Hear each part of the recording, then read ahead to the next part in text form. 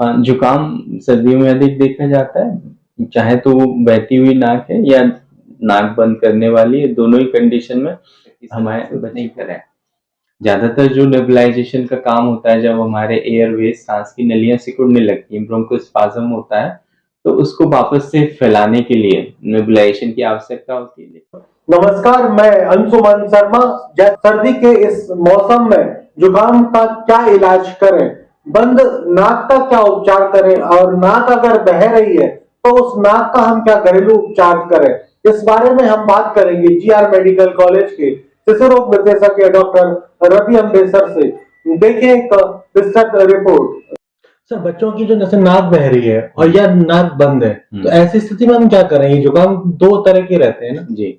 जुकाम सर्दियों में अधिक देखा जाता है, चाहे तो वो बहती हुई नाक है या नाक बंद करने वाली है, दोनों ही कंडीशन में हमारे बच्चे को सांस लेने और छोड़ने में तकलीफ होती है, नेजल ब्लॉकेज होता है, सांस लेने के लिए अतिरिक्त उसकी एफर्ट्स लगाने होते हैं। तो ऐसी कंडीशन में बेहतर होगा कि वो जो नाक बह रही है, नाक बंद है, उसमें नॉर्मल सलाइन ड्रॉप्स डाल के उसको साफ रखें, नाक को साफ रखें और उसमें ड्रॉप्स डाल सकते हैं, जिससे कि उनका जो एयरवेज है, हमारे सबसे बाहर का एयरवे का हिस्सा नाक से शुरू होता है, नोज से शुरू होता है, उसको क्लीन और पेटेंट रखना बहुत जरूरी है।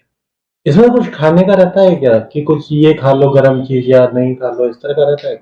हाइड्रेशन अच्छा रखना होता है, हॉट फ्लूइड्स, गरम गुनगुना पानी हो गया, दूध हो गया, गरम दूध है ना, घर में शहद से हल्दी का दूध होता है वो लेते हैं, गरम पेय होते हैं, सूप होता है, दाल का पानी है, चावल का माड़ है। तो ये गरम फ्लूइड्स बच्चे को गरमाइश भी देते हैं, हाइड्रेशन अच्छे रखते हैं। और जैसे सर्दियों में हमारे जो शरीर के पानी का क्षय होता है, इंसेंसिबल वाटर लॉस, सांस लेने और छोड़ने में, उसकी भी हमें पूर्ति ये गर्म पेय से और अतिरिक्त पेय से करनी होगी। सर, नेबुलाइजेशन भी लगाते हैं सब? आवश्यकता पड़ने पर नेबुलाइजेशन लगाते हैं। नेबुलाइजेशन कई बार ऐसा देखा गया है कि ओवर यूज हो रहा है, दोनों चीजें। कई बार आवश्यकता होने पर पेरेंट्स का रेजिस्टेंस भी रहता है, उनको लगता है कि नेबुलाइजेशन से उनकी आदत पड़ जाएगी, तो ऐसा बिल्कुल नहीं है। जहाँ आवश्यक हो वहाँ नेबुलाइजेशन दिया जाता है, लेकिन वो चिकित्सक की सलाह से ही। तो ऐसा बिल्कुल नहीं है कि एक बार नेबुलाइज किया जाए तो उसकी आदत पड़ जाती है। तो कई बार पेरेंट्स को ये लगता है कि इससे जल्दी उसके बच्चे के लक्षण और सिम्टम में आराम मिल रहा है, तो वो खुद से ही नेबुलाइजेशन करने लगते हैं और लंबे समय तक करते हैं।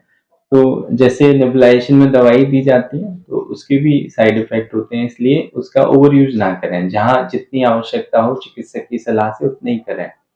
ज्यादातर जो नेबुलाइजेशन का काम होता है जब हमारे एयरवेज सांस की नलियां सिकुड़ने लगती हैं, ब्रोंकोस्पाज्म होता है, तो उसको वापस से फैलाने के लिए नेबुलाइजेशन की आवश्यकता होती है। लेकिन ज्यादातर ये चिकित्सक की परीक्षण के बाद ही पता लगेगा। स्वयं से ऐसा आकलन कर पाना पेरेंट्स के लिए कठिन होगा। धन्यवाद।